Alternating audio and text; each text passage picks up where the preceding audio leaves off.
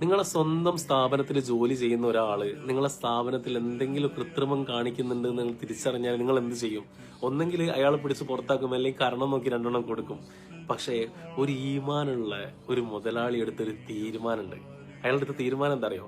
ഇയാൾ ക്യാമറ നോക്കുന്ന സമയത്ത് എപ്പോഴും ഇവന് രാത്രിയാവുന്ന സമയത്ത് ഒരു പൈസ എടുത്ത് കണ്ട് കീശയിലേക്ക് ഇടുന്നുണ്ട്.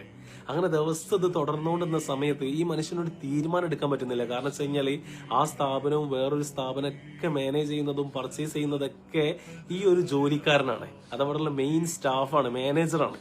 ഇയാൾ ഇങ്ങനെ പൈസ എടുക്കുന്ന കണ്ടപ്പോൾ എനിക്ക് ഭയങ്കര വിഷമായി മുതലാളി അങ്ങനെ 5 നേരവും സുജൂദ് ചെയ്യുന്ന ഒരു മനുഷ്യനാണ്. ഇയാൾ സുജൂദ് ചെയ്തുകൊണ്ട് കരഞ്ഞുകൊണ്ട് പ്രാർത്ഥിച്ചു, പടച്ചോനെ ഇവൻ എന്നും എന്റെ നന്മക്കും എന്റെ എല്ലാ പ്രവൃത്തികൾക്കും എന്റെ ഉയർച്ചയ്ക്കും ഒക്കെ കൂടെ ഉണ്ടായിട്ടുണ്ട്. പക്ഷെ എന്ത് തെറ്റാണ് ഇവന് പറ്റിപ്പോയെന്ന് എനിക്ക് മനസ്സിലാവുന്നില്ല.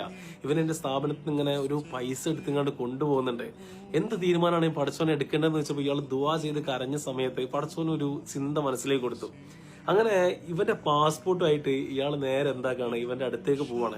രാവിലെ കൊണ്ടുപോയിട്ട് പാസ്പോർട്ട് കൊടുത്തിട്ട് പറഞ്ഞു, നീ ഒന്ന് കുളിച്ചു മാറ്റി റെഡി ആയിട്ട് നിൽക്ക്, ഒരു യാത്ര പോകാൻ ഒരുങ്ങിക്കുമെന്ന് പറഞ്ഞു. ഇവന് കാര്യം മനസ്സിലായി. കാരണം വെച്ച് കഴിഞ്ഞാൽ എന്റെ ഭാഗത്ത് നിന്ന് എന്തോ ഒരു തെറ്റ് കണ്ടത് കൊണ്ട് ഒന്നെങ്കിൽ എന്നെ നാട്ടിലേക്ക് പറഞ്ഞയക്കാനാണ് എന്റെ പാസ്പോർട്ട് കയ്യിൽ കൊണ്ടുപോയി തന്നെന്നുള്ളത്. പക്ഷെ വൈകുന്നേരമായപ്പോൾ ഒരു വിസയും കൂടി കൊണ്ടുപോയി കൊടുത്തിട്ട് പറഞ്ഞു, നീ സൗദിയിലേക്ക് ഒന്ന് പോകണം, ഉംറക്കൊന്ന് ഒരുങ്ങണം എന്നുള്ളത്.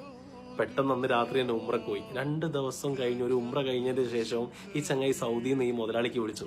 എന്നിട്ട് പറഞ്ഞു, ഇക്ക എന്റെ കയ്യിൽ ഒരുപാട് തെറ്റുകൾ പറ്റിപ്പോയിട്ടുണ്ട്.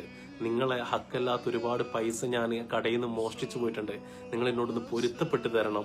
എന്നോട് പറ്റിപ്പോയ തെറ്റാണ്. ഞാൻ എത്ര പൈസ ആണെന്നുണ്ടെങ്കിൽ എനിക്കാടി കൂടുതൽ ഞാൻ തന്നു തീർത്തോളാം എന്ന് പറഞ്ഞു. ഇയാൾ പറഞ്ഞൊരു കാര്യമുണ്ട്, നീ അതൊന്നും മനസ്സിൽ കൊടുക്കണ്ട, അതൊക്കെ ഞാൻ പൊരുത്തപ്പെട്ട്, ഞാൻ അറിയുന്ന ഒരു കാര്യമായിരുന്നു. പക്ഷെ നിന്റെ വായുകൊണ്ട് എനിക്കത് കേൾക്കണമായിരുന്നു. അതുകൊണ്ട് തന്നെ ഉംറയൊക്കെ ചെയ്ത് നല്ലോണം തിരിച്ചു പോവാന്ന് പറഞ്ഞു. തിരിച്ചു വന്നു, നേരെ നാട്ടിലേക്ക് പറഞ്ഞയച്ചു. നാട്ടിൽ പറഞ്ഞയച്ചു ഉമ്മന്റെ ഉപ്പന്റെ ഒക്കെ കൂടെ വന്നതിന് ശേഷം 1 മാസം കഴിഞ്ഞപ്പോൾ തിരിച്ച് ദുബായിലേക്ക് തന്നെ വന്നു. ദുബായിലേക്ക് വന്നതിന് ശേഷം ഇയാൾ ചെയ്ത പരിപാടി എന്താ അറിയോ? ഈ കാണുന്ന 4 സ്ഥാപനത്തിന്റെ മാനേജർ ഇവനെ തന്നെ ആക്കി. അങ്ങനെ മാനേജറാക്കിയ സമയത്ത് ഇയാള് കാലിൽ വീണിട്ട് കെട്ടിപ്പിടിച്ചുകൊണ്ട് ആ മനുഷ്യനെ ഇങ്ങനെ കരഞ്ഞുകൊണ്ട് പറയണേ, എനിക്കൊരു അവസരം കൂടി നിങ്ങൾ തരുമെന്ന് ഞാൻ വിചാരിച്ചിട്ടുണ്ടായിരുന്നില്ല. പക്ഷെ ഈ അവസരം കൊണ്ട് ഒരു കാര്യം എനിക്ക് മനസ്സിലായി. ശരിക്കും പടച്ചോനുണ്ട്, പടച്ചോന്റെ പാതയിൽ മാത്രമാണ് നമ്മൾ പോവേണ്ടതെന്നുള്ളത്. തെറ്റ് ചെയ്യുന്ന മനുഷ്യന്മാരെ കണ്ടിട്ട് നമ്മൾ ഒരിക്കലും അവന്റെ കരണത്തടിക്കല്ല വേണ്ടത്. അവനെ മാടോട് ചേർത്ത് പിടിച്ച് അവനൊന്ന് ഹഗ് ചെയ്തതിന് ശേഷം പറയണം, എടാ ചെയ്തു പോയതൊക്കെ പോട്ടെ, ഇനി മുന്നോട്ട് നീ എങ്ങനെ ജീവിക്കുന്നുണ്ട് എന്നുള്ളതാണ്.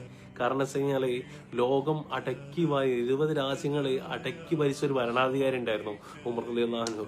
ഇന്ന് അന്തി ഉറങ്ങുന്നത് അള്ളാന്റെ റസൂലിന്റെ ചാരത്താണ് സല്ലല്ലാഹു അലൈഹി വസല്ലം. അതുകൊണ്ടാണ് പറയാനുള്ളത്, അവസരങ്ങൾ കൊടുത്തു കഴിഞ്ഞാൽ ചില മനുഷ്യന്മാർ